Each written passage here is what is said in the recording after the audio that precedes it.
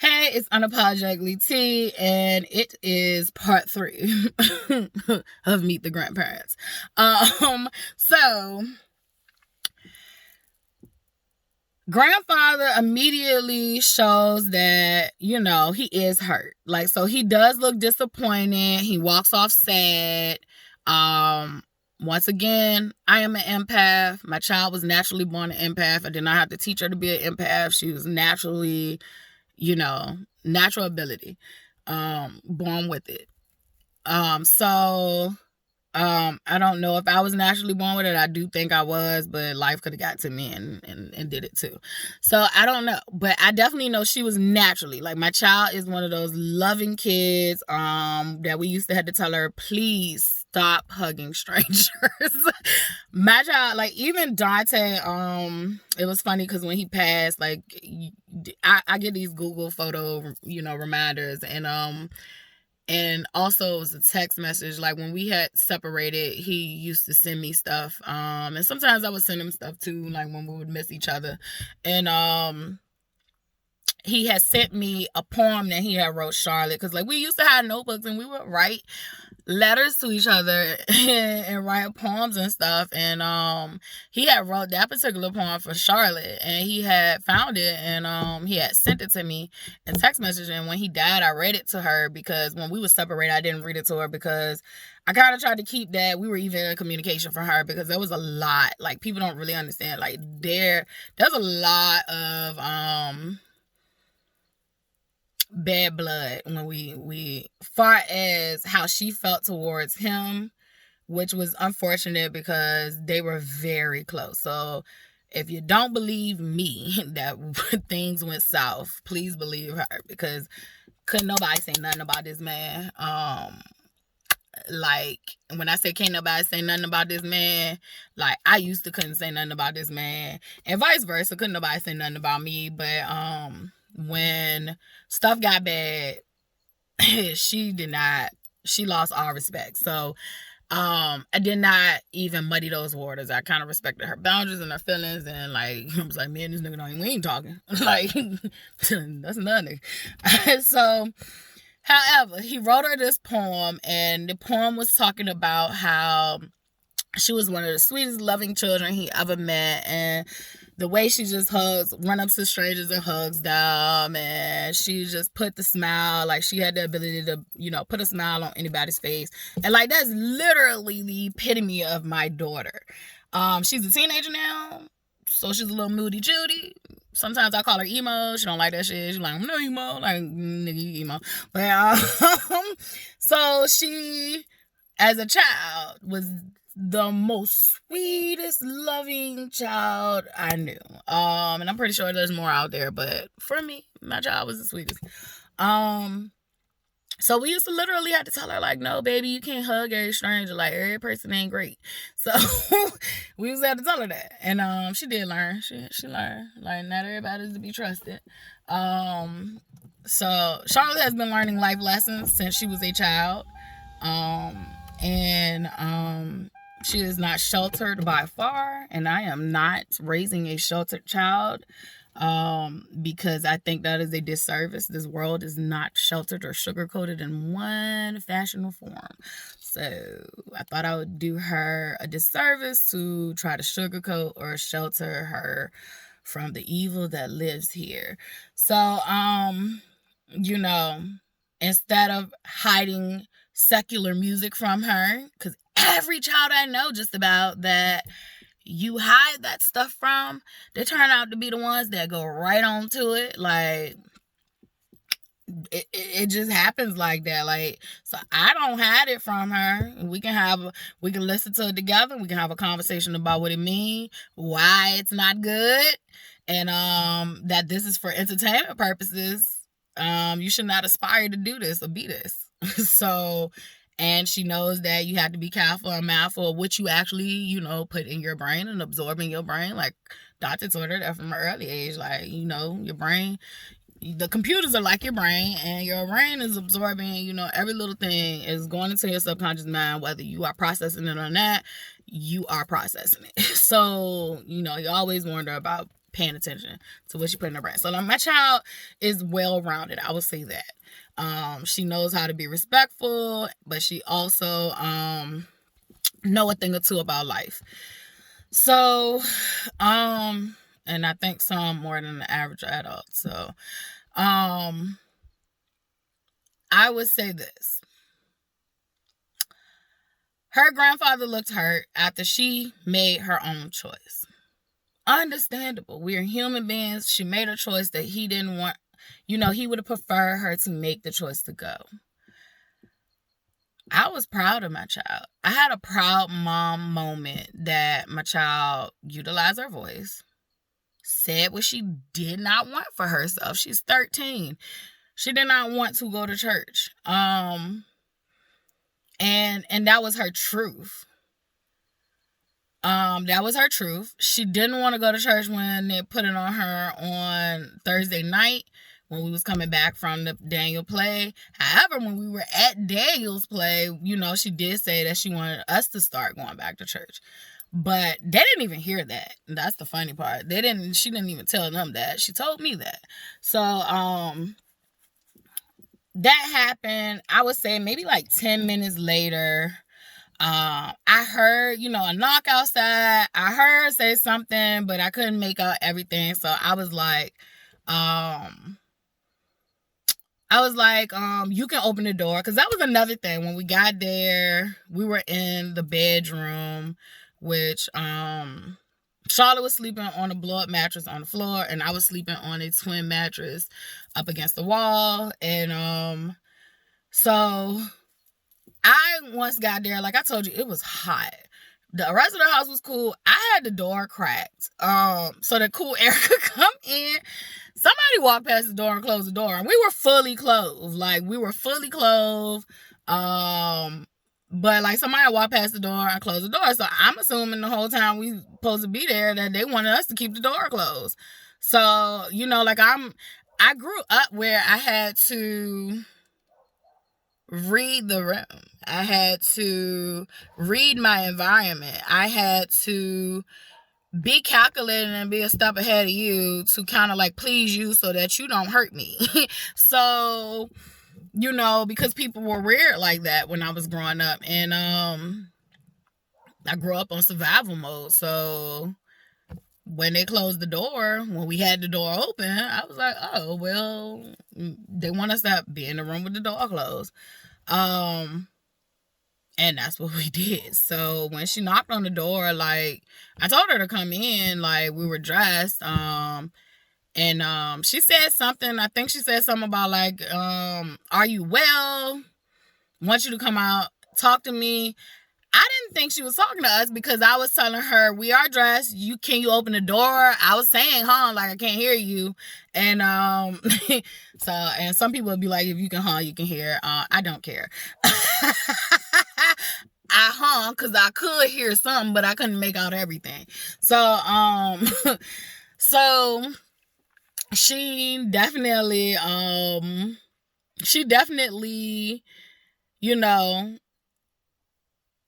guess it was kind of, I don't know. I was confused. So Charlotte was like, she ain't talking to us. And Charlotte wasn't saying it to be funny. Like, Charlotte literally thought she wasn't talking to us. So, I was like, oh. And because that's another thing. Like, I think they slept in 2 different bedrooms. So, like, I'm not sure about it unless the rooms connected. Like, they went into 2 different rooms. So they were side by side, but there was 2 different rooms. So Charlotte assumed she was talking to the grandfather. So I guess another 10 minutes go by. She came back to the room and made it clear, she knocked on the door and she spoke up louder and was like, hey, when you get a chance, I want to talk to you. And I was like, oh. Well, she was talking to us, and I was like, I had to say that when I went out there. I was like, hey, we couldn't hear you. I couldn't hear you.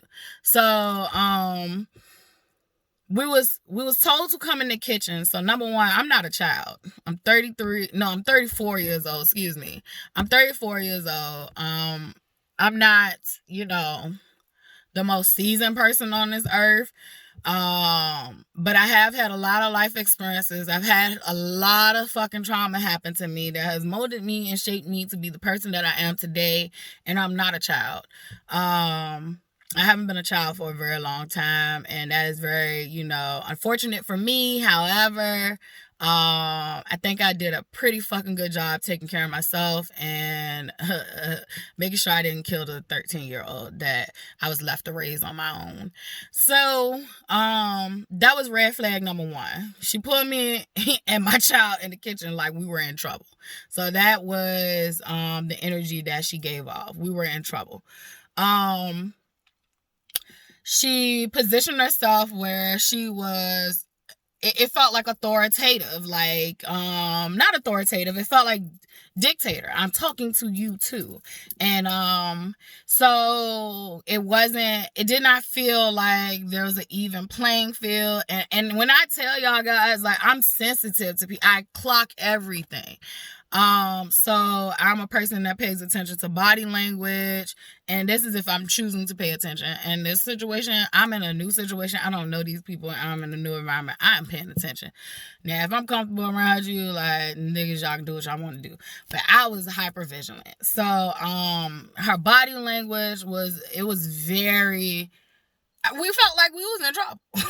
We felt like we was in trouble. So she starts to ask Charlotte, she asked Charlotte, again, why she didn't want to go to church. Red flag number one. So he already asked my child why she didn't want to go. So why is she having to repeat herself about why she don't want to go? Then it's like, to me, it's like, ma'am, I brought this child here, and I brought her here and the premise that she was going to meet her grandfather. Me and her both accepted and acknowledged you as his wife and her, step grandmother. However, we're not here for you. And yes, this is your house, but immediately in my mind, it was like, we can get the fuck out. So this is going on in my head, and this is how my head works. It is playing different feelings and emotions as she's talking. And I'm listening to her belittle me in front of my child. I'm listening to her talk to my child as if she fucking raised my child, as if she was blood kin to my child, as if she had been there for my child. You are meeting my child for the first time in her life after 13 motherfucking years. And this is the approach you took. And then this is the approach you took after you told the girl that she had a choice. Now, to me, if you are a person of God and you tell somebody they have a choice, I feel like you should be what do you call that? They should have been people of their word. I would never tell my daughter you have a choice and then take her choice away unless I felt like it was a life-threatening situation and I needed to make modifications to what the fuck is going on. However, that was another thing. This came out in the conversation because I can't remember everything, because I'm telling you, when she would talk, something she would say would trigger thoughts in my head, and I was going through PTSD. I was being traumatized. I was being re-triggered. I was replaying abuse that I experienced with Dante, with my parents. I was just experiencing all different levels of abuse. And it was like, bitch, you better not go through this again. You better not allow that child to go through this again. I even told this woman in that kitchen that I allow my daughter to have a choice. He gave her a choice. I am a parent who raised my daughter off choices because life is choices. That is the whole thing of life. The whole game of life is choices. You're going to make decisions. You're going to make good decisions. You're going to make bad decisions. And if you live to tell another day, then you keep on going. You keep trying. You keep making decisions until you feel like you are at your peace. And once you feel like you need to reevaluate life decisions again, you keep on making more decisions. That is life. She is less than 5 years away from what the world will learn her to be a legal adult. And no, I do not feel like 18-year-olds should be making decisions for themselves, let alone a 13-year-old. But unfortunately, life will look at my child like she is an adult. She is a black female growing up in an oppressed system. And I'm going to need her to start practicing now to know what she want, what she don't want. Because if she don't fucking know, the world will mind fuck her into knowing it for her. So I allow choice for certain things. I allow it. And no, I did not talk to this lady like that. But that's how I wanted to. That's how I wanted to. But she's an elder. So I was like, we're going to respect the elder. So I told her I'd give my daughter a choice. And I said it like that. I give my daughter a choice. So you just let her make all the decisions? No, ma'am, I don't let her make all the decisions, but I let her make decisions that's not life-threatening, that ain't gonna harm nobody. If it is a choice or a decision that's for what she needs, feels, or wants, why would I choose it for her? That's like her. I'm taking her to the store and tell her to pick out some shoes, and I'd be like, oh, don't get them shoes because that color ugly. That is my opinion. Her choice should be her choice. I don't try to dictate and I don't want to dictate all her life decisions. Because then what's going to end up happening is she going to grow up and she ain't going to know how to make choices. And she going to become people pleasing. She going to be doing everything for everybody else but herself, like her dumbass mom. So, didn't tell her like that, but I definitely told her that, I had experienced a level of trauma. Matter of fact, both of us have been through a lot of trauma, and that I don't want her to grow up and be a people pleaser and think that it is okay to put her feelings to a side and care about everybody else's. It is about how she feel also in this world. And do you know this lady told me, poor child? So that was like smack in my face, number one. She might as well had took her motherfucking hand, balled it up, and hit me in the face. She hit me with her words. Poor child. So then when I told her about the decision making, she gonna say, well, oh, I understand what's going on here. You run your house when you are at home, but you don't run your house when you are here. Like, I saw a whole motherfucking person. It was a change. It was a switch. I don't know what be going on with these people. I switch. I do switch. I will black out on your ass quick. That's why I be trying not to be confrontational with people. But I will switch. However, I have never switched because of my ego. And that was going on. She was switching to demon time for her ego. Her ego. So not only did you give my daughter a choice, which was a lie, that was manipulation. You told her that she could have a choice, but then you basically took it away and told her she don't have a choice, because we're going to get there. And not only did you do that, you told her in her face, in my face, that I was a bad mom, basically, because my daughter ended up saying that. Like, my daughter was like, she texted her friends that night and was like, this lady, and she did say this lady because at that point she had lost respect for her. And I feel like one thing our elders need to learn, that if you don't give respect, you can't get respect.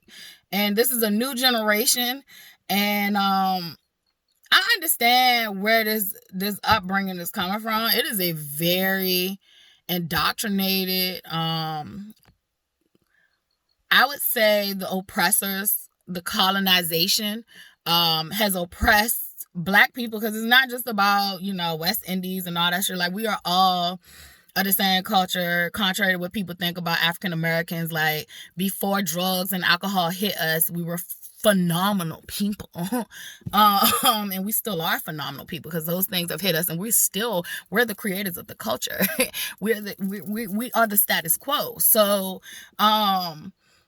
contrary to what people feel about us, and how they look down on us. So, we were raised with morals and values. We were raised pretty much kind of the same way. And my mom was raised that way. It was very imperative for her to be raised that way due to survival. If her parents did not teach her to be very submissive and obedient, it was life or death, because you could go outside as a Black person and be, a good law-abiding citizen and still end up hung from a tree. So it was imperative that children didn't have a voice and did not say anything but respect. Yes, ma'am. Yes, sir. I mean, because let's be technical about yes, ma'am. Yes, sir. Yes, it is a term of respect and endearment, but please, please, please know where this shit comes from. It comes from your slave masters. It comes from colonization.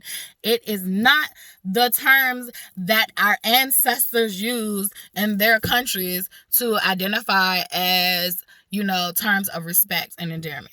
These are colonial things. Because before yes, sir, and yes, ma'am, it was yes, a massa. Don't forget it. So this whole rant, it was traumatizing for me, because you can see I'm going further back into some fucking traumatizing stuff that this is all rooted in. So it's really less about her, and it is more about how many us Black folks and kin folks to get it together. We are constantly oppressing each other, because oppression is all we know. But my baby is not going to be raised to be oppressed. My baby is a future game changer. She is a future leader. And she does need to know how to follow, to lead. However, she needs to know how to lead, So I'm giving her opportunities to at least learn how to lead her fucking self, or she can't lead anyone. And if she's constantly being indoctrinated and taught that, her feelings don't matter, I can tell you that you have a choice, and then I can take that choice away, like I am the colonizers that, did it to me and my ancestors before my ancestors and before my ancestors. Like, whoo, do you know? Like, that went horribly wrong. Like, so that conversation went from she had a choice to this is the house rule. This is what we do in our house. Fine, cool, dandy, no one told us. That's not how it was presented to us. We did not know.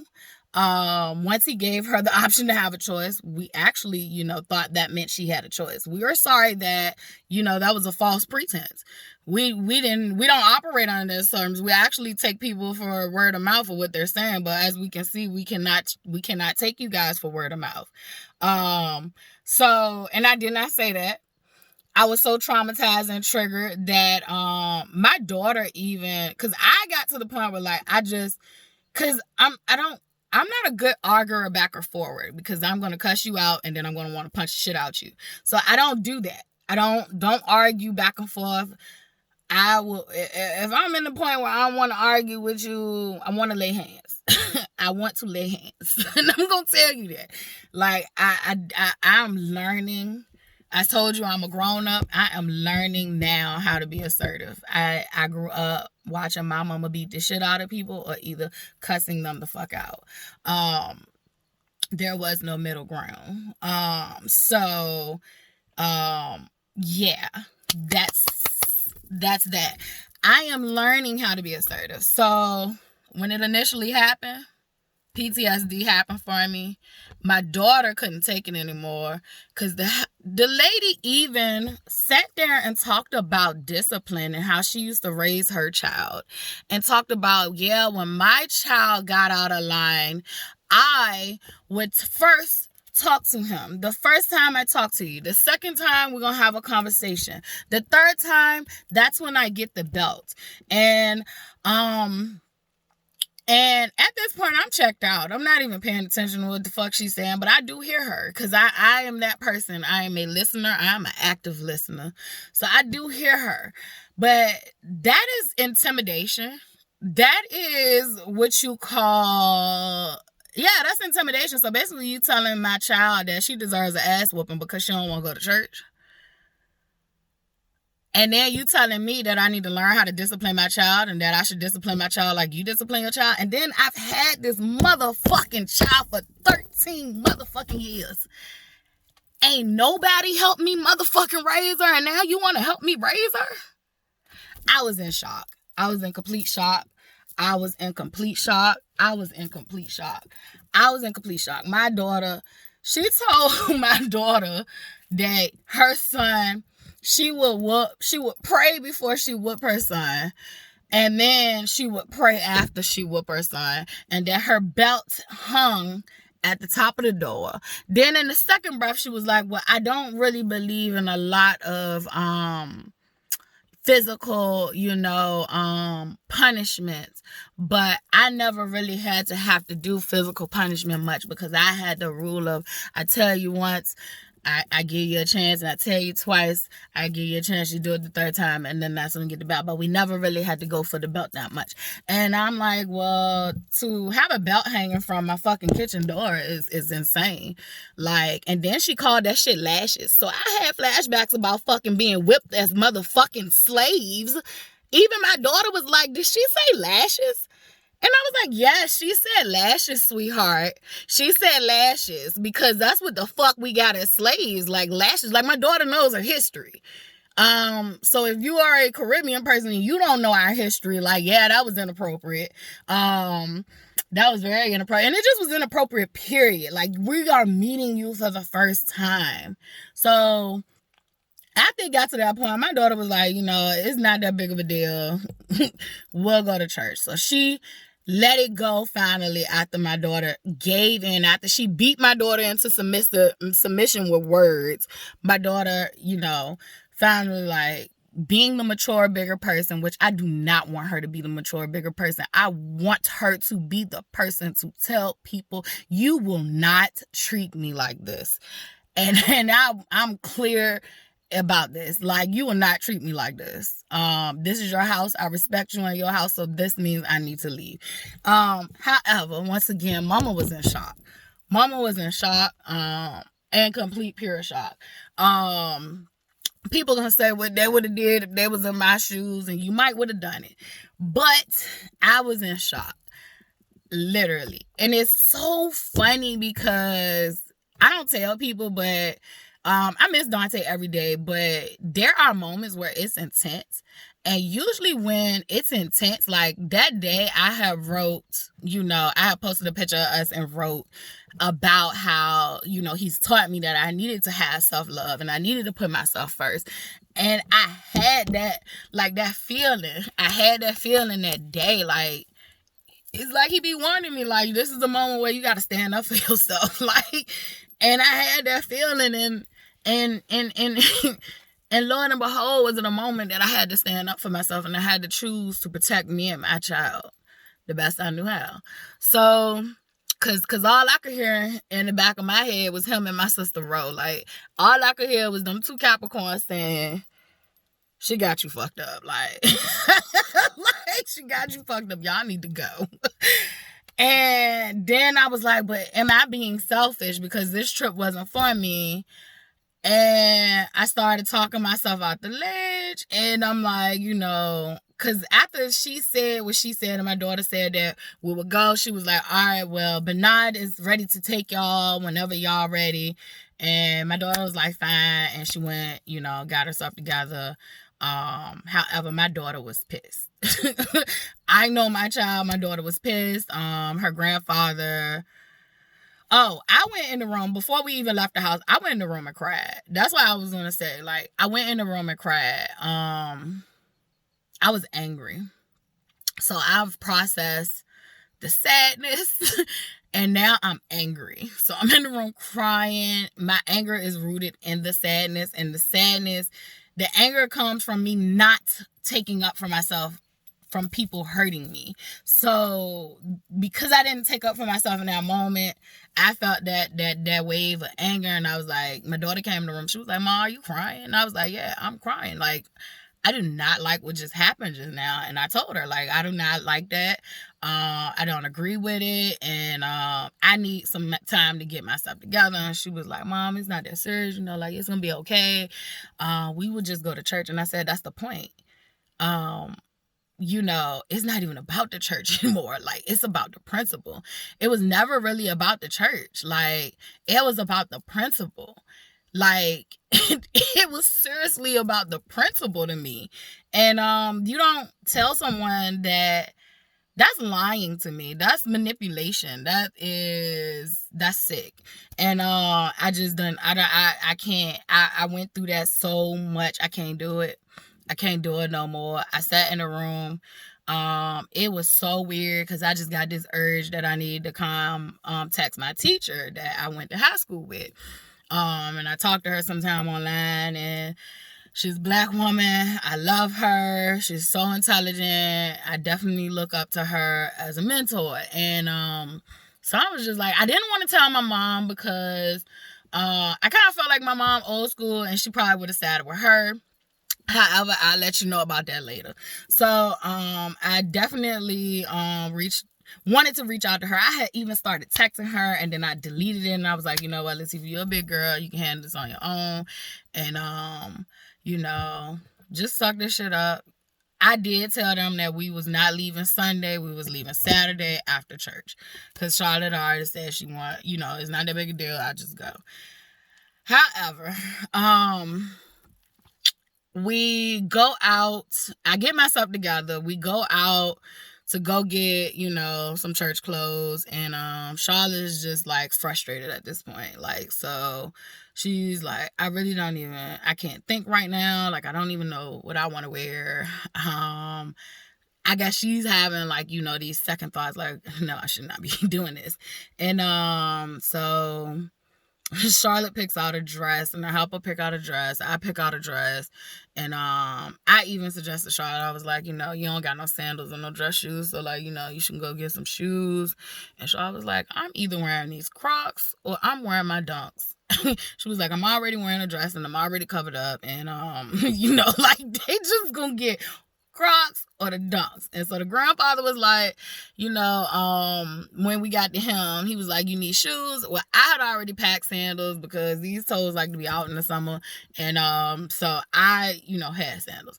And I was like, I already asked her, did she want shoes? And she does not want shoes. And I feel like if she gonna sit in church that long, she need to be comfortable. So he was like, well, I don't think you should wear Crocs. And Charlotte was like, well, I'll wear my Dunks.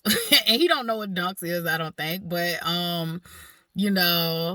she was over it. So I told you when we first got there, they had a pool, and that she was so excited about getting in the pool, and she was excited about getting a new bathing suit. She loves bathing suits.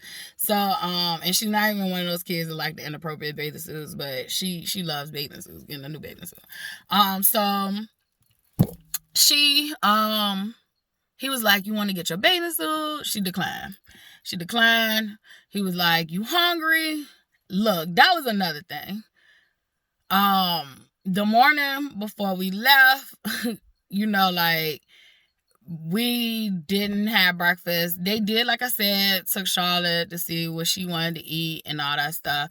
No one said you have full range to this kitchen. I was raised that when you in somebody's house, you do not go in their refrigerator. You do not touch stuff in their kitchens unless they give you permission, invite you, and still you are to be modest and humble. Make sure you wash your hands. Make sure you have kitchen etiquette, because that's how I was raised at home. Go in the kitchen, you ain't wash your hands. Like, you just don't touch the food and all that stuff. Like, I was raised like that. So, I was not going to nobody's house. Like, I even felt uncomfortable getting bottles of water. Like, I keep bottles of water in my car. So, like, I was going out when I get a chance and get bottles of water out of my goddamn car.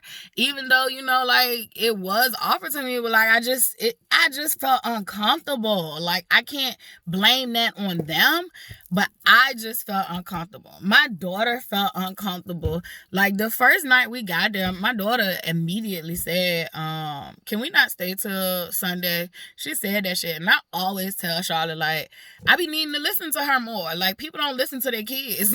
And it's a disservice to the kids, because your kids be knowing. Your kids are coming from wherever the freak we are going. They are coming from wherever the freak we go when we die. They are coming in new. They are coming in, not as indoctrinated as us. They are coming in more fresh, more knowledgeable in certain areas, but we discount them because they are children. Anytime my daughter has told me something and I don't be listening, that shit ends up happening. It ends up being an omen. Like, I tell her all the time, that should be eerie. Like, I be like, I be needing to listen to you more often. Like, the kids be knowing. People need to stop dismissing their children, and I'm one of them. So, anywho, I done got off track. But Charlotte loves the water and love the pool. She declined all that. We didn't eat all that day because literally, like I said, we didn't get sleep the night before. So when that same night we didn't go to sleep, we probably went. I think I went to sleep probably. It was about like 5 or 6 o'clock that morning. I'm in a new place. It's foreign. I told you I'm hot, and it's just hard for me to sleep. So we didn't eat. We didn't eat all day. It's about 5 o'clock, 6 o'clock now. And he was like, "You hungry?" And she was like, "No, I'm good. My head hurt and my stomach hurt." And I think that was her response, her stress response, and probably because she didn't eat too. And plus she's having a stressful experience. So she just was ready to go. He was nice. And he was like, "Well, at least I want you to take some food back for the summer break. You on summer vacation, like grab some snacks and stuff you like so that you could take back home. And when we leave." And he was very, very, very, very kind to her. However, the damage was done. She is no fool. Like I said, that night when we did get back, we were offered dinner.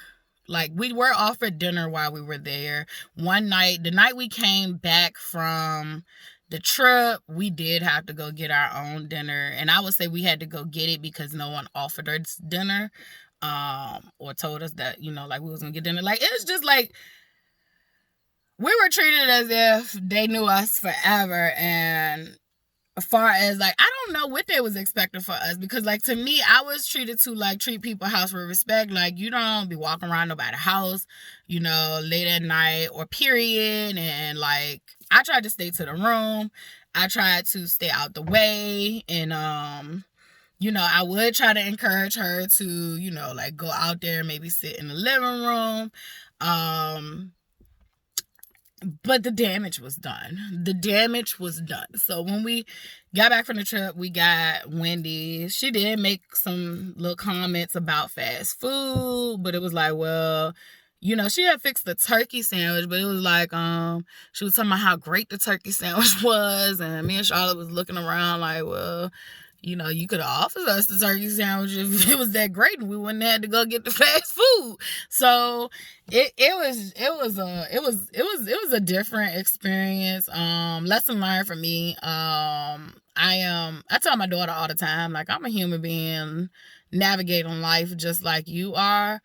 And I make mistakes just like you do, and that was a mistake. My daughter told me before we went that she didn't want to go.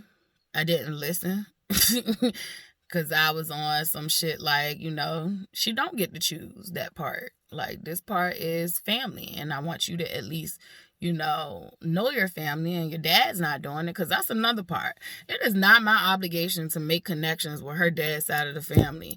It is his job to make those connections, and I've been doing this all her life. I have been the one that has been the middleman for these connections, and that's just solely really not my responsibility. I'm sorry. Let the truth be the truth, and let that be. So I'm going to stop here, and it's going to be part 4. And I know you've heard all the voice changes in this video because all the personalities in me have fucking came out today, and they're just having a grand old fucking time. Like, they really, really are, because she triggered me so bad. Like, she really triggered me really bad. But I'm so proud of myself because my assertiveness, girl, you thought you couldn't be assertive, but girl, you got it. So I am going to do part 4. I hope y'all enjoying this video shit, like, because